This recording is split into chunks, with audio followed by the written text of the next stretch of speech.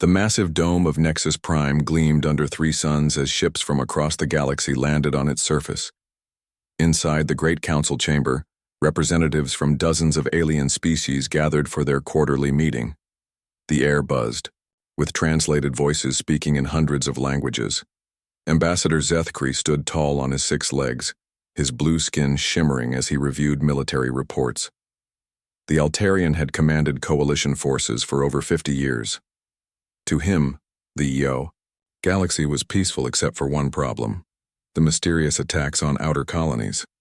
The Void Syndicate struck again last week, Zethkri announced to the council. His voice carried the weight of authority. 3 mining colonies destroyed. No survivors. Murmurs filled the chamber. The Void Syndicate had been attacking for decades, but no one knew who they were or where they came from. Their ships appeared without warning, destroyed everything, then vanished into deep space. Counselor Vextha, a tall gray being with 4 arms, waved dismissively. We should send more patrol ships to the outer rim. These attacks are just pirates with better weapons. Near the back of the chamber, Captain Sarah Chen sat quietly. She was one of only 3 humans on the council, representing Earth's small delegation. At 45, she had spent 20 years trying to make other species take humanity seriously. It never worked. What do our human friends think? Zethkri asked, though his tone suggested he did not really care about the answer.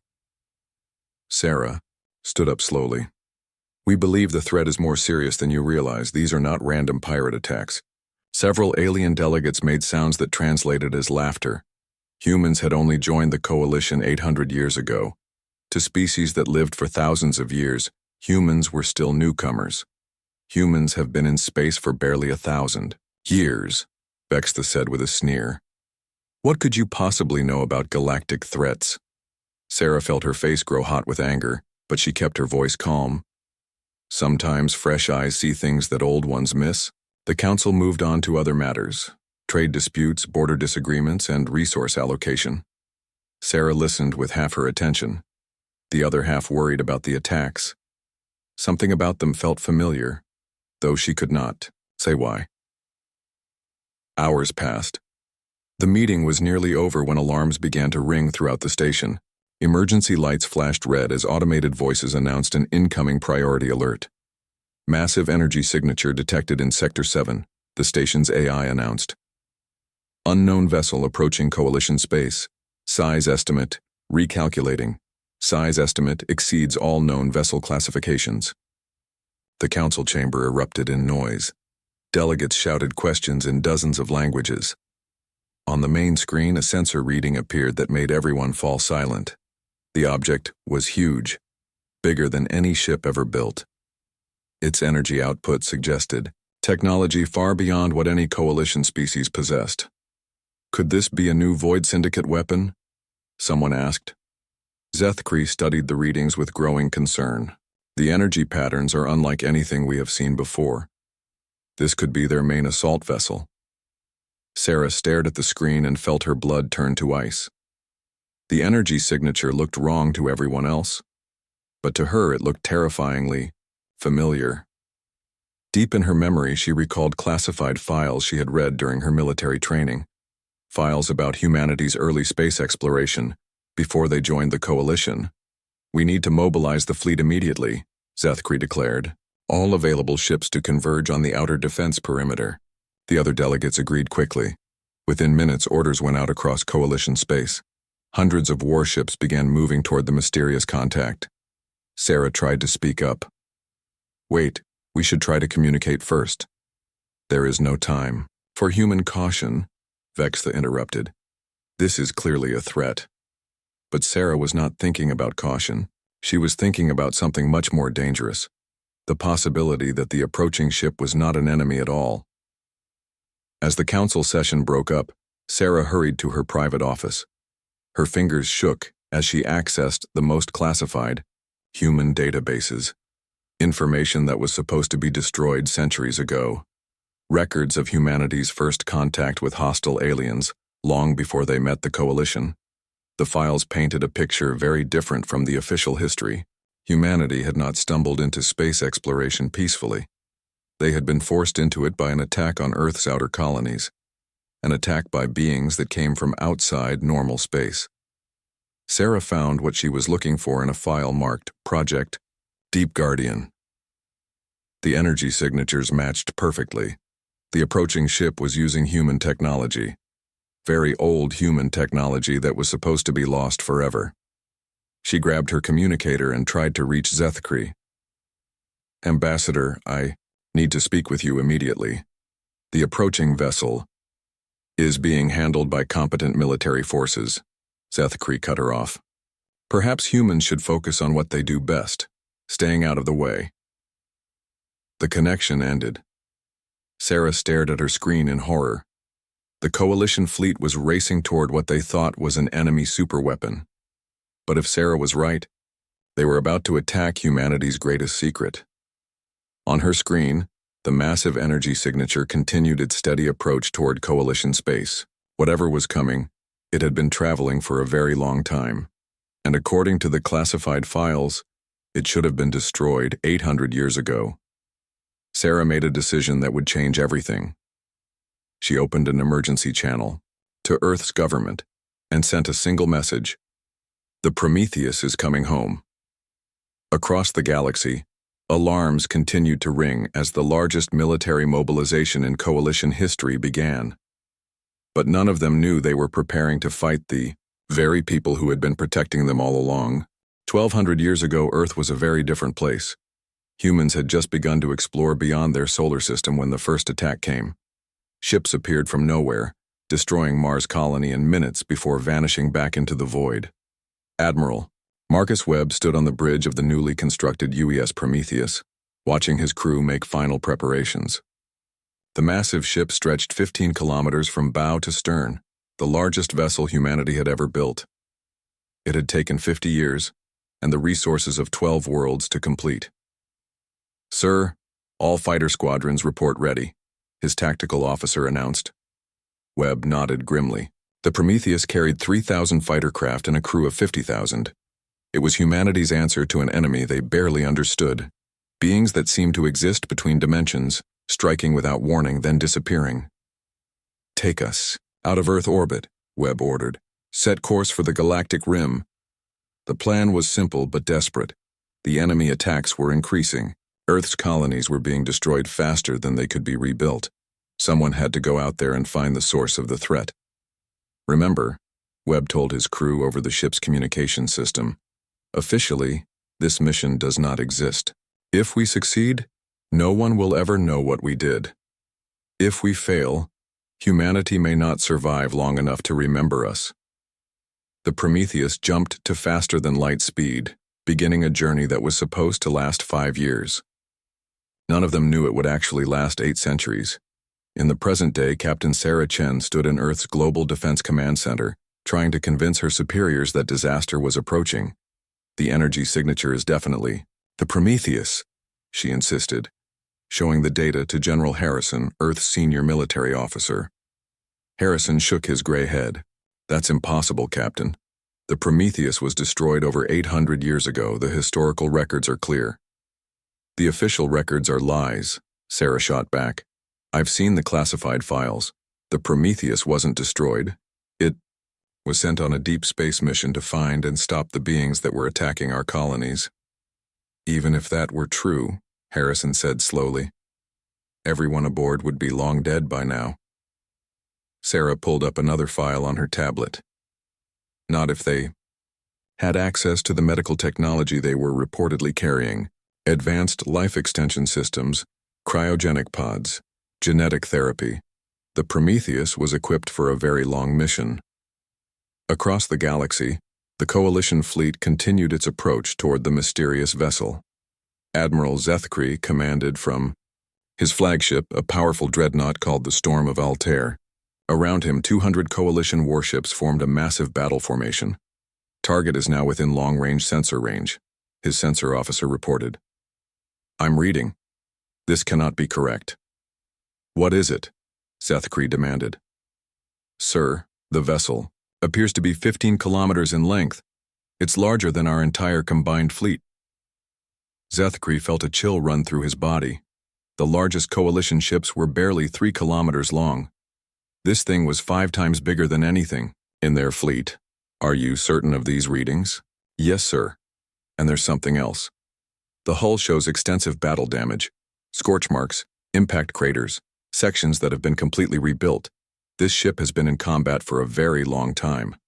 On the view screen, the approaching vessel grew larger.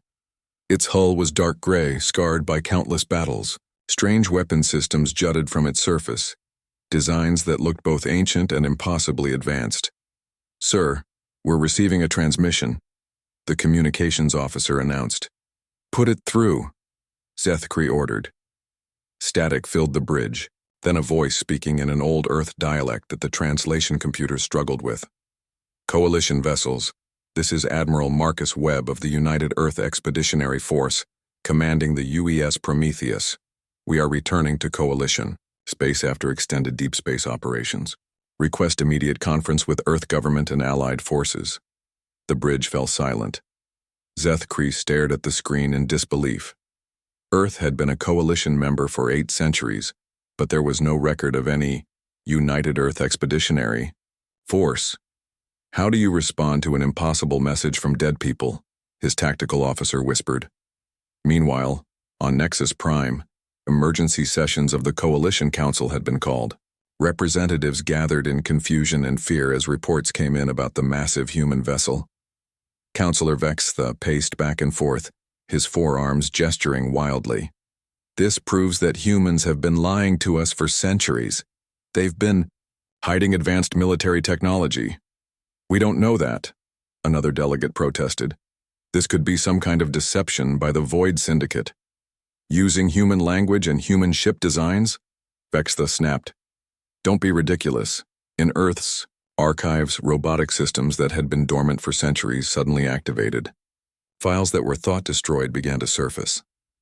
Video recordings of the Prometheus under construction. Technical specifications for weapons that could destroy entire fleets.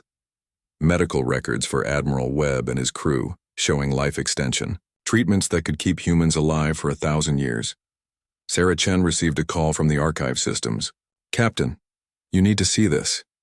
We've found something. She rushed to the archives and found technicians gathered around a massive holographic display. On it, a 3-dimensional map of the galaxy showed red dots marking every Void Syndicate attack over the past 800 years. Now watch this, the head technician said, adding green dots to the map. These are the locations where our deep space sensors detected unexplained energy discharges in the same time periods. The pattern was unmistakable. Every time the Void Syndicate attacked a Coalition world, there had been a larger battle somewhere else in deep space. The green dots formed a trail leading away from Coalition space toward the galactic rim. Someone has been fighting the Void Syndicate all along, Sarah breathed. And winning. The technician nodded grimly. The energy signatures from those battles match the approaching vessel. Captain, I think your people have been protecting the galaxy for 800 years and no one ever knew. Back in space, Admiral Zethkri faced an impossible decision. His orders were to defend Coalition space from the approaching threat. But the threat claimed to be human allies returning from a secret mission. Sir, what are your orders? His tactical officer asked. Zethkri looked at the massive vessel on his screen. Battle-scarred, ancient, but clearly still functional. If it really was a human ship, attacking it would be a terrible mistake. But if it was an enemy deception, hesitation could doom them all.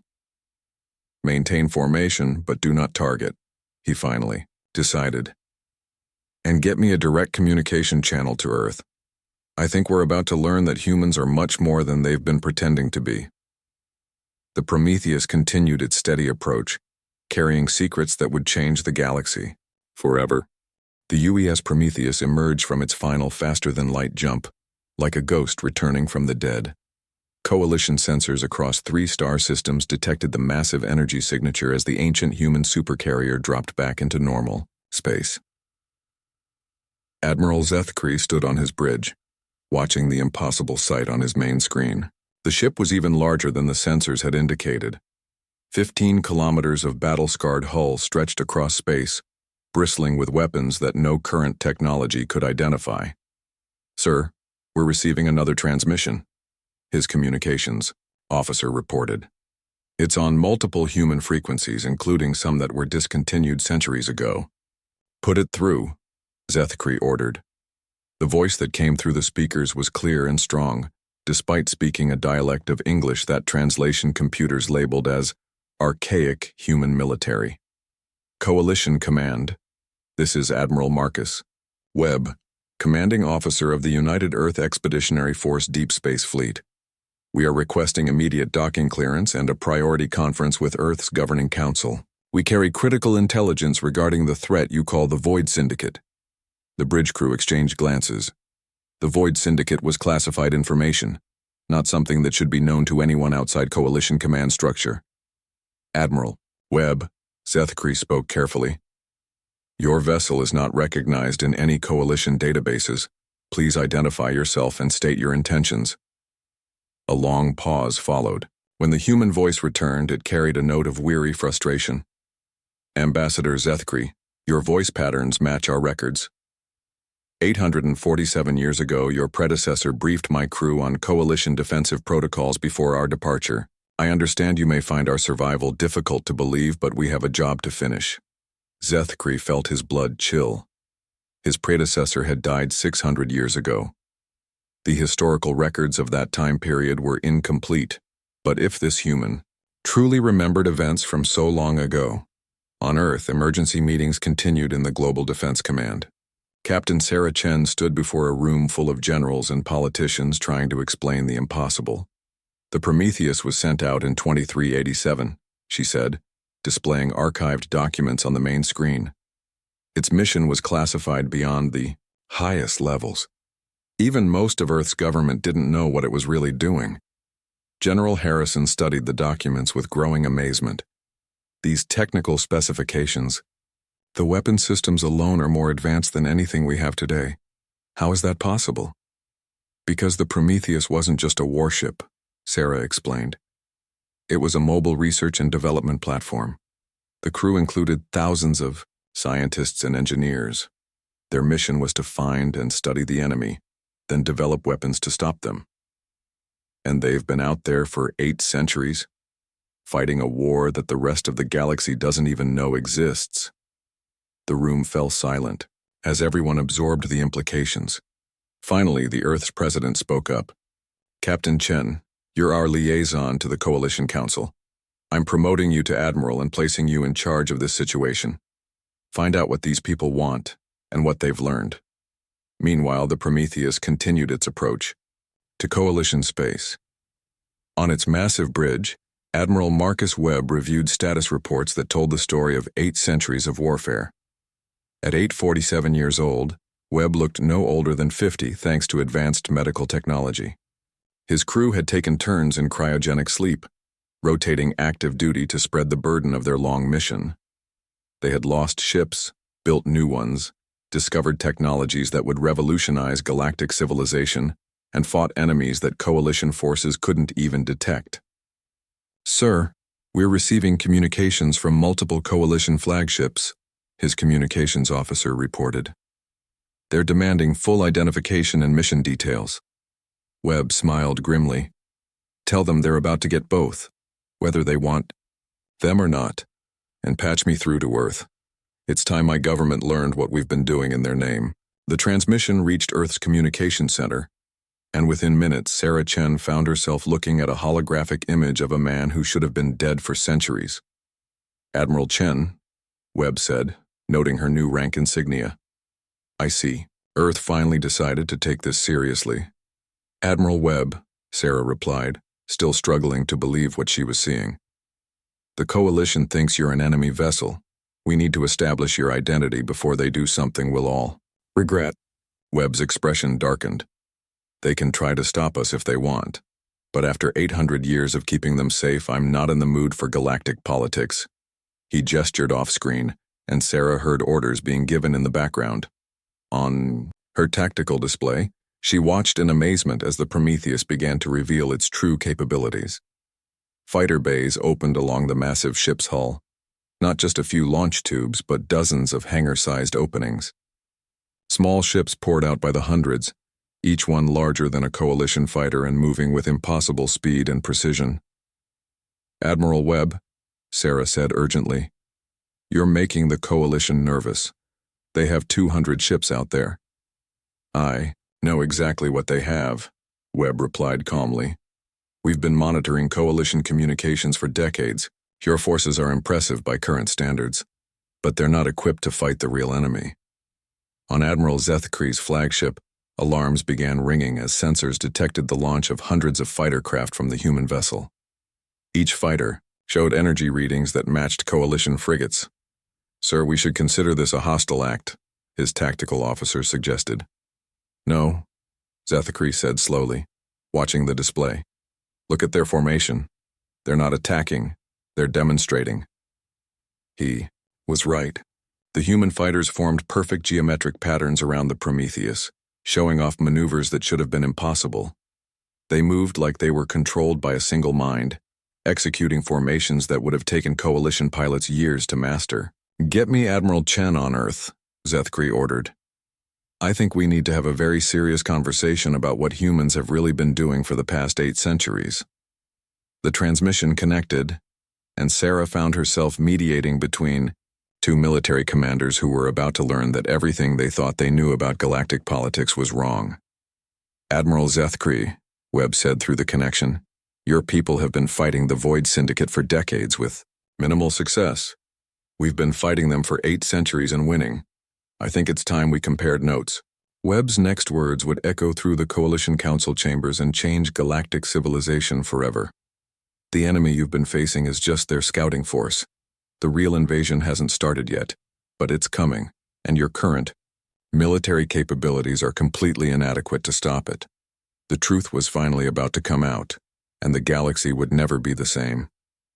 Admiral Marcus Webb stood in the center of the Prometheus's main briefing room, addressing the largest gathering of military commanders in galactic history. Representatives from every coalition species attended the emergency meeting, either in person or through holographic projection. "What I'm about to tell you will challenge everything you think you know about galactic security," Webb began, his voice carrying the weight of 8 centuries of combat experience. Admiral Zethkri leaned forward in his chair.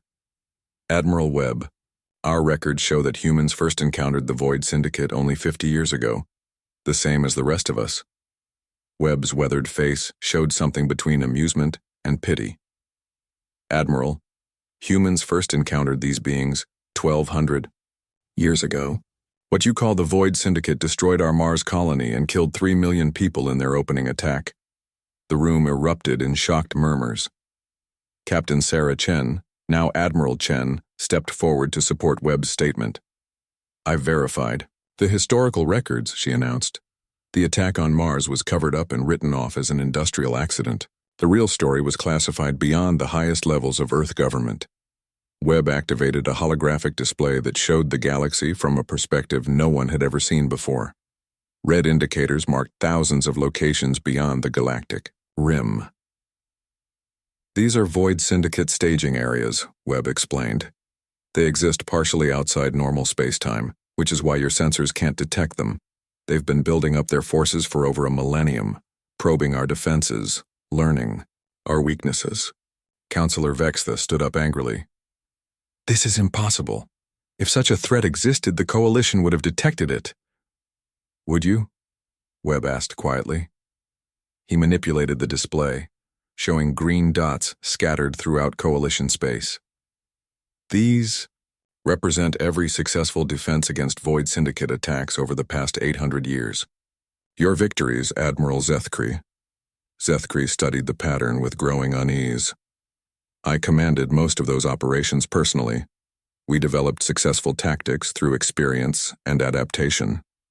"No," Webb said firmly. "You survived because we were there." The display changed, showing detailed combat recordings that made every military officer in the room gasp. Coalition fleets engaged Void Syndicate raiders while massive human ships fought much larger enemy forces just outside sensor range. "Every time you face the enemy," Webb continued, We made sure you only faced their weakest units. We intercepted their main assault forces, destroyed their command ships, and jammed their communications. You won because we made sure you could win. The recording showed the truth that no coalition officer wanted to accept. Their greatest military victories had been orchestrated by humans fighting a secret war. General Harrison, attending via hologram from Earth, asked the question everyone was thinking. Admiral Webb, why the secrecy? Why not work with the coalition openly? Webb's expression grew grim. Because the enemy studies us. They learn from every encounter. If they had known about our full military capabilities 800 years ago, they would have adapted their strategy accordingly. The secret was our greatest weapon. He changed the display again, showing technical specifications that made every military engineer in the room stare in disbelief. Ships that could cloak completely from all known sensors, weapons that could destroy targets across dimensional barriers, medical technology that could keep humans alive and combat effective for over 1,000 years. We've been using the past 8 centuries to develop countermeasures, Webb explained. Every encounter with the enemy taught us something new. Every captured piece of their technology added to our understanding. Admiral Chen stepped forward. Show them the real threat, Marcus. Webb nodded grimly and activated a new display. The hologram showed a section of space beyond the galactic rim where reality itself seemed to be twisting and warping. This is what we've been fighting, Webb said quietly. The Void Syndicate isn't just another alien species. They're an interdimensional invasion force that consumes entire galaxies. They turn matter itself into energy to fuel their expansion across multiple realities. The beings on the display defied description. They existed partially outside normal space, appearing as shifting shadows that could become solid at will. Their ships were grown rather than built, biological constructs that could repair themselves and adapt to new weapons. They've destroyed 17 galaxies before arriving here, Webb continued. We've spent 8 centuries learning how to fight them, and we've barely managed to hold them back. Zethkri studied the display with a military strategist's eye. What you're showing us, these beings should be impossible to defeat. How have you managed to fight them for so long? By accepting casualties that would horrify you, Webb replied bluntly. The Prometheus isn't the only ship we sent out. We built a fleet of 50 vessels like this one. 37 of them have been destroyed in combat. The 13 survivors carry the accumulated knowledge of 8 centuries of warfare. He activated another display showing the current disposition of human forces. Hidden bases throughout unexplored space, shipyards built inside dead stars, research facilities that existed in the space between dimensions. We've become something different out there, Webb admitted. We've had to. The enemy forced us to evolve or die, so we chose evolution. The room fell silent as everyone absorbed the implications. Finally, Counselor Vexta asked the question that everyone was thinking. If you've been so successful, why reveal yourselves now? Webb's answer chilled everyone in the room. Because we're losing. The display changed one final time, showing massive enemy formations massing beyond the galactic rim. Thousands of ships, each one larger than the Prometheus. Beings that had learned from 8 centuries of combat against human forces. They've finally adapted to our tactics, Webb explained. Our surprise advantage is gone. The main invasion force is preparing to move, and our remaining ships can't stop them alone. He looked around the room at faces representing dozens of species. We need your help. All of your help. Your industrial capacity, your scientific knowledge, your population centers turned into fortress worlds. Everything the Coalition can provide. Admiral Zethkri stood up slowly. What exactly are you asking of us, Admiral Webb? Integration, Webb replied without hesitation. Full military integration. Coalition forces under human tactical command, equipped with our technology and trained in our methods. It's the only way to survive what's coming. The silence that followed was broken by Admiral Chen. The alternative is the extinction of all intelligent life in this galaxy. Webb nodded, grimly. The choice is yours. Accept humanity as your military leaders, or watch your civilizations burn. But choose quickly. Our long-range sensors indicate the enemy will begin their final assault within 6 months. The fate of the galaxy now rested in the hands of beings who had spent centuries thinking of humans as a minor species. The irony was not lost on anyone in the room. 3 months had passed since Admiral Webb's revelation, and the galaxy was transforming at a pace that amazed even human observers. On Nexus Prime, the Coalition's largest shipyard, alien workers labored alongside human engineers to retrofit existing vessels with technology that seemed like magic. Admiral Sarah Chen walked through the construction bays, watching as Altarian dreadnoughts received human cloaking systems and Keplerite cruisers were fitted with dimensional weapons. The fusion of technologies was creating something entirely new, warships that combined the best of dozens of species. The integration is proceeding faster than we hoped, reported Commander Torres, Webb's chief technology officer. The Altarians adapted to our shield harmonics in half the time we estimated. The Keplerites actually improved our targeting systems with their quantum processors. Sarah nodded, impressed despite herself. What about training? That's been more challenging, Torres admitted. Human combat doctrine is aggressive compared to Coalition standards. Some species are struggling with the concept of acceptable losses.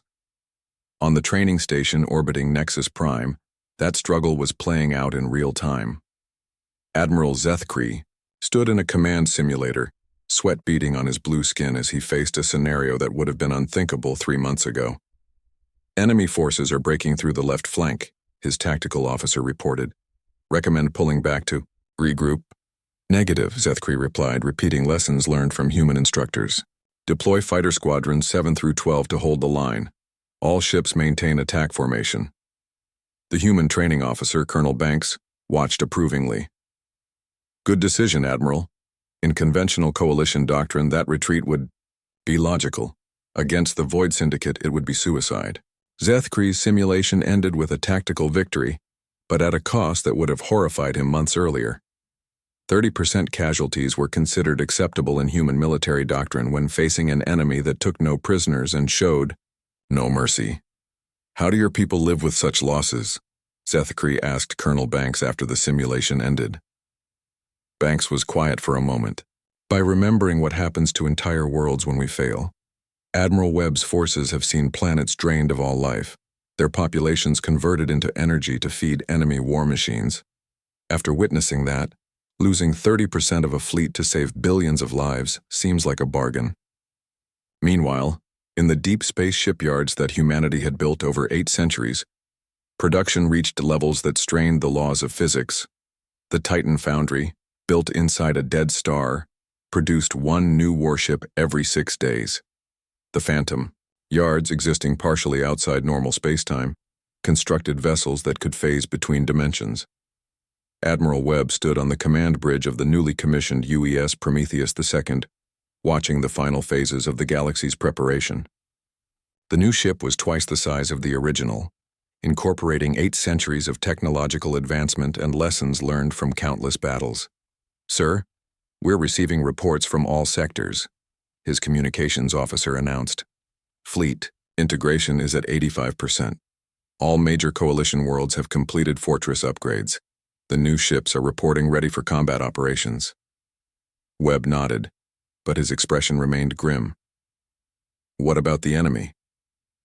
Long-range scouts report massive movement beyond the rim. They're massing everything they have for the final assault. The scope of what was coming would have been impossible to imagine just months earlier. Sensor readings showed enemy formations that stretched across entire star systems, beings that existed between dimensions, commanding fleets of living ships that could regenerate damage and adapt to new weapons.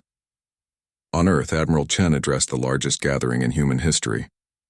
Representatives from every human colony, every military unit, and every research facility watched as she delivered news that would define their species' future. In 72 hours, the enemy will begin their final assault on our galaxy, Shi Laowan announced. Everything we've worked for over the past 8 centuries comes down to the next few weeks. The crowd was silent, absorbing the weight of her words. These were the descendants of people who had watched Mars burn 1,200 years ago. They understood the stakes better than anyone. Admiral Webb's forces have given us the tools we need to fight. Chen continued.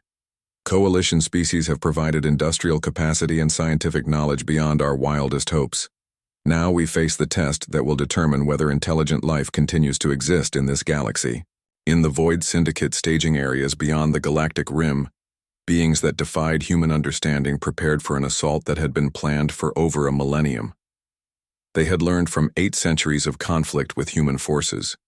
They had adapted to every weapon, every tactic, every strategy that the strange beings from the third planet around an unremarkable star had developed. But they had made one critical error. They had adapted to fight humans alone. They were not prepared for what humans could accomplish when they had allies. The first enemy scouts began their approach to galactic space, expecting to find the same scattered resistance they had faced for centuries. Instead, they encountered something that should have been impossible: combined fleets using technology from dozens of species, commanded by tactical minds shaped by 8 centuries of continuous warfare. Admiral Zethkri stood on the bridge of his flagship, now equipped with human cloaking technology and Keplerite quantum computers. Around him, officers from 6 different species worked with smooth coordination that would have been unthinkable months earlier. Enemy scouts detected at the edge of sensor range, his tactical officer reported.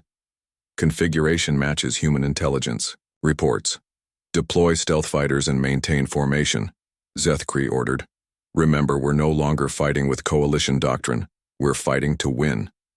The battles that followed would be remembered as the moment when the galaxy truly united. Human strategy, Altarian industrial might, Keplerite scientific innovation, and the determination of dozens of species combined into a force that the enemy had never encountered before.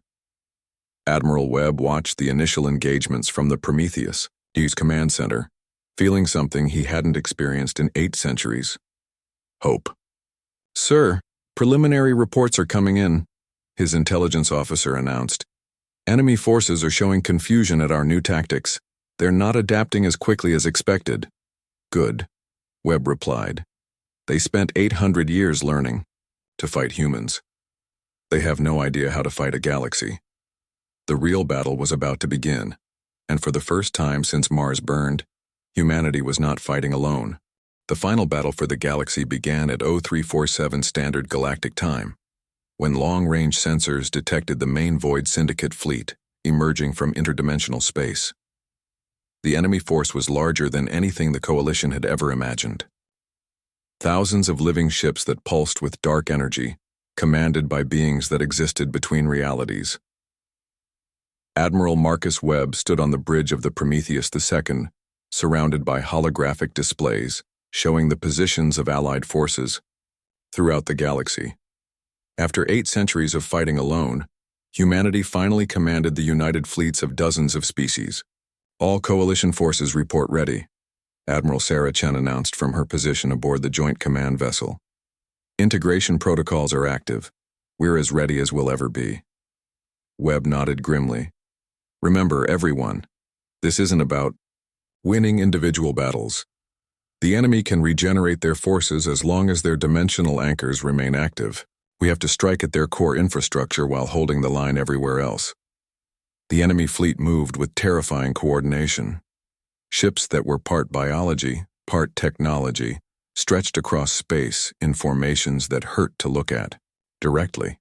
They existed partially outside normal reality, making them difficult to target with conventional weapons. Admiral Zethkri commanded the left flank from his upgraded flagship.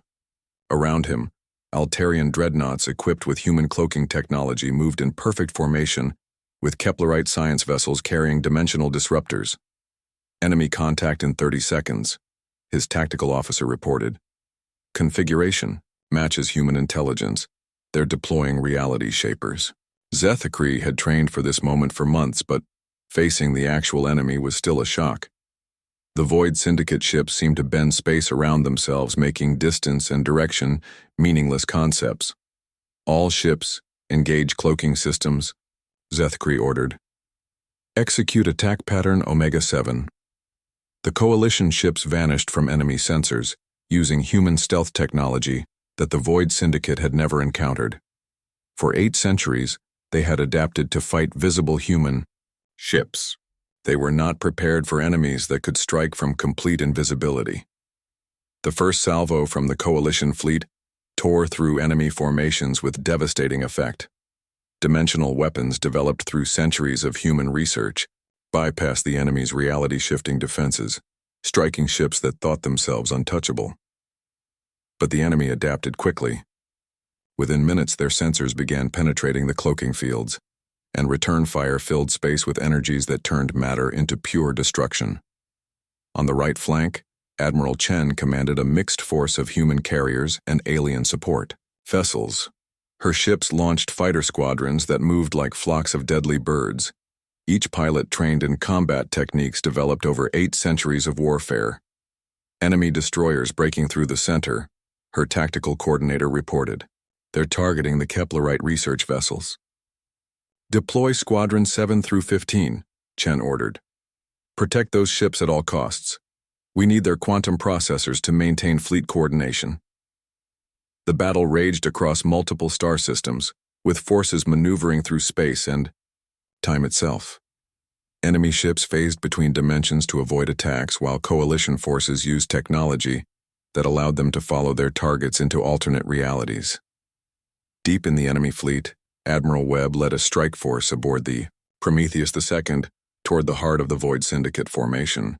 Intelligence gathered over 8 centuries had identified the Central Command Nexus, a massive construct that existed partially outside normal spacetime. "Sir, we're approaching the primary target," his navigator reported. "Enemy defenses are substantial." Webb studied the tactical display and felt a chill of recognition. The enemy command ship was identical to one he had encountered 400 years earlier, during a battle that had cost humanity an entire fleet. They're not just adapting to our tactics, he realized. They're using our own history against us. That ship destroyed the UES Vengeance and 6,000 crew members. His tactical officer looked confused. "Sir, how is that possible?" "They exist outside linear time," Webb explained. "They can pull ships and strategies from their own past to use against us. We're not just fighting their current force, we're fighting every battle they've ever won." The implications were staggering.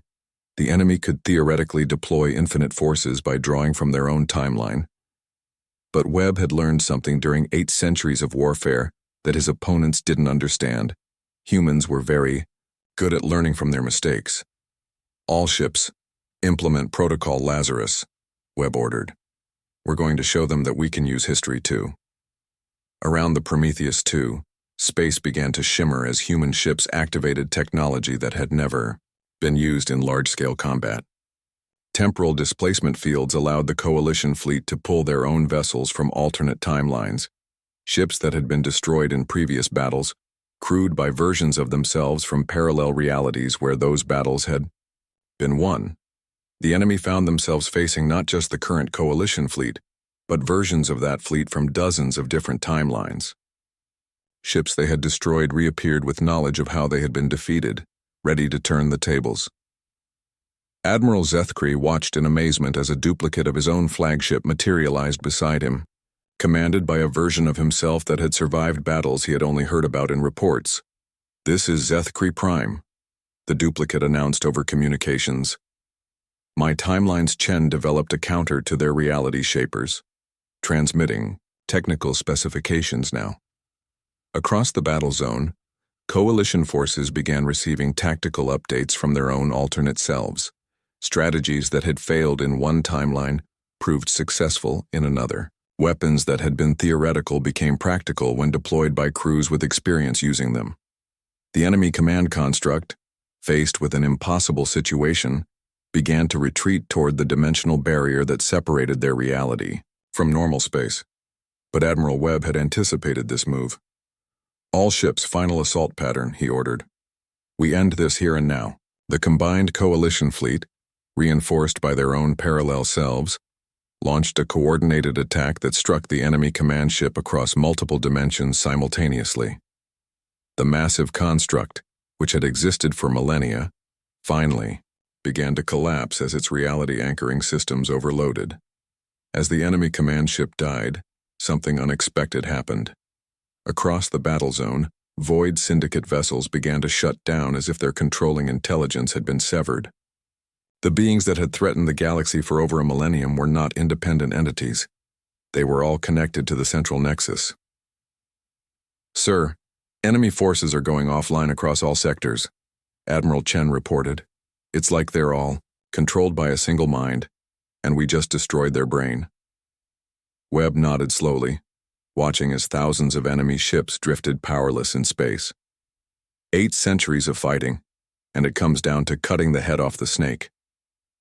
But the victory came at a cost that sobered everyone involved.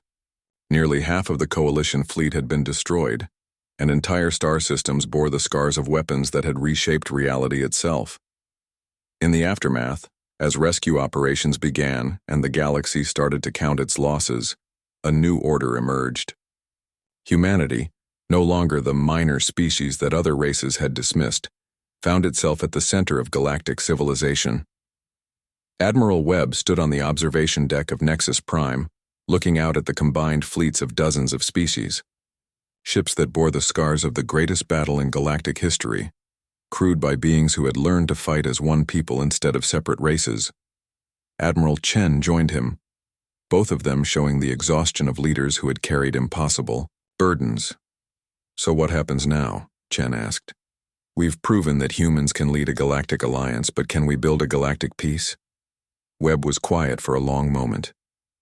"We established the Guardian Protocol," he finally said.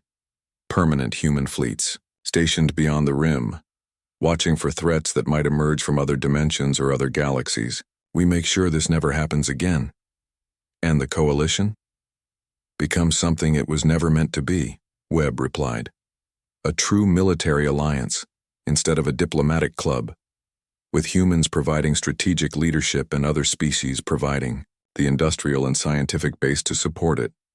Looking out at the stars, both admirals understood that the galaxy had changed forever. Humanity's 8th-century secret was finally over, but their responsibility as galactic guardians was just beginning. The age of human leadership in galactic affairs had begun, forged in the fires of the greatest war the galaxy had ever seen. And, somewhere beyond the rim, new human ships were already taking their positions, ready to face whatever threats might emerge from the infinite darkness between the stars.